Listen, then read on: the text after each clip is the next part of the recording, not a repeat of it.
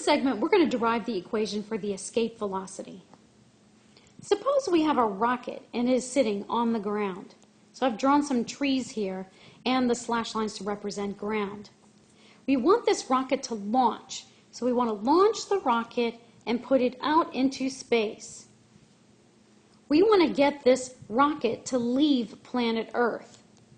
So therefore, we need to give it a velocity called the escape velocity.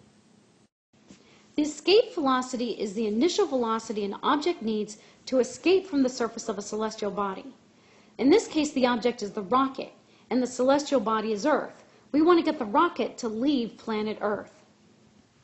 To derive the escape velocity, we need to know the kinetic energy of the rocket. Kinetic energy is the energy of motion. It depends on the mass and the velocity of a moving body.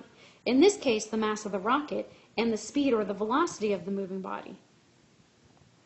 The definition for kinetic energy, or KE for short, is equal to 1/2 mv squared, where m is equal to the mass, and v is equal to the velocity, or the speed of the object moving up, squared. So let's go look at the kinetic energy of the rocket. Let's look at the initial condition, which I'll label I, where the rocket is just going to be off the ground. So the rocket has a small mass m, and it's got some flames shooting out of it. So the rocket is starting to launch, and it's got an initial speed called v sub I being initial. It's got an initial velocity v sub I. So the initial kinetic energy is 1/2 m v sub I squared. Now let's look at the final condition where the rocket is in space. So I'll give it an F up here because the rocket is now in space. We want to know what is the final kinetic energy. Well, the definition is 1/2 mv squared. In this case, it would be v final. The rocket is floating in space. So it's just hanging out, floating there. So since it's not moving, it's floating, its final velocity is 0, so we'll say the final kinetic energy is going to be equal to 0 because you have 1/2 mv final squared, and if v is 0, then kinetic energy is 0. Notice I turned the flames off in the final condition where the rocket is just floating out in space. To also derive the escape velocity, we need to know the potential energy of the rocket. Potential energy is the energy of a body has by virtue of its position. The key word here is position. Where is the body located? A body located on a high shelf has more potential energy than that same body if it was located on a lower shelf. The position is key. The equation for the potential energy is minus gmm over r, where we have a capital M and a small m. The small m is the same m as in the m for the kinetic energy, small m, and that would be the mass of the rocket. Capital M will represent Earth's mass. G is the universal gravitation constant, and you can look it up in your appendix. And R is radius. How high are you off the ground? So now let's go look at the potential energy of the rocket in the initial and final conditions. Let's first look at the final condition. We want to find the potential energy of the rocket floating in space. The equation is G minus G times the mass of the Earth times the mass of the rocket divided by the radius. How far away is that rocket relative to Earth? We're going to say this radius is like infinity, a very, very, very large number. So if you were to take out your calculator and type in 1 and then divide it by the largest number you can think of, you would get a very, very, very small number, a number very close to 0. It doesn't matter the G times the M because you're dividing by this very, very large number called infinity, and so your potential energy at final will be very close to 0. Now let's look at the initial potential energy.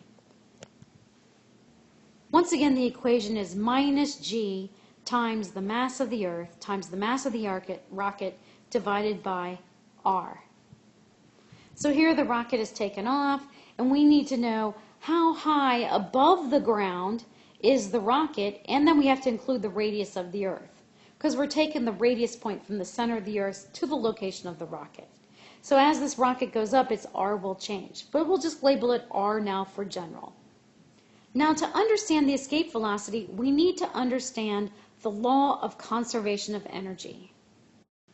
The law of conservation of energy states that the total energy of the system remains constant. Well, what does this mean? What this means is the initial energy total, which I will call E sub I for initial, well, that's got to equal to the kinetic energy initial plus the potential energy initial.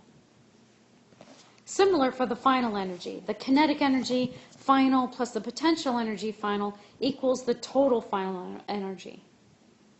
And the law of conservation of energy says whatever an energy you started with, that total amount you started with, you got to end up with that same amount. So the initial energy has to equal the final energy. Or another way to say this is that the initial kinetic energy plus the initial potential energy has to equal the final kinetic energy plus the final potential energy. So let's substitute in for the rocket. Let's look at the final energies. The final kinetic energy is equal to 0. The final potential energy is equal to 0. So the right side of the equation is just 0 plus 0. Now let's look at the initial kinetic energy plus the initial potential energy. The initial kinetic energy is just 1/2 mv squared. And the initial potential energy is minus gmm over r. So you have 1/2 mass of the rocket times the speed of the rocket squared minus g mass of the Earth times the mass of the rocket divided by from the center of the Earth to where the rocket location is, or r. Now we solve. All I did was move minus gmm over to the other side of the equation, and the negative sign becomes a positive sign. Now we can drop out the mass of the rocket, and we're just going to solve for v squared. So this will be equal to a 2 times gravity, the universal gravitational constant, times the mass of the Earth divided by r, and then we take the square root of both sides, and we get v is equal to the square root of 2 times the universal gravitational constant times the mass of the Earth divided by r. And this is what we call the escape velocity. So now I color-coded the equation. So the key things here is you need to know the mass of the Earth, which I labeled in the color green, and you need to know r. How far is the center of the object to the center of Earth? And that's what we call r. Now notice the object that's escaping doesn't have to be a rocket. It could be a human being, it could be a car, it could be a water molecule, it could be an atom, such as a helium atom. It doesn't matter what the object is.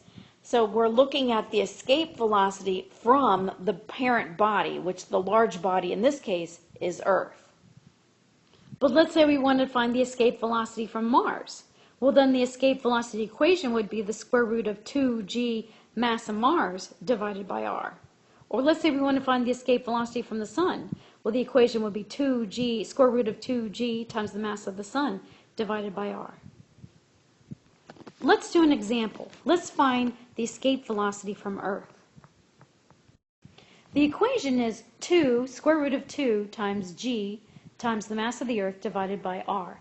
And let's say we are standing on the surface of the Earth. So in this case, r would be the radius of the Earth. So we set up our equation. We have the square root of 2. We look up in the back appendix, appendix A, and we see 6.67 times 10 to the minus 11th Newton meter squared per kilogram squared for the universal gravitational constant g.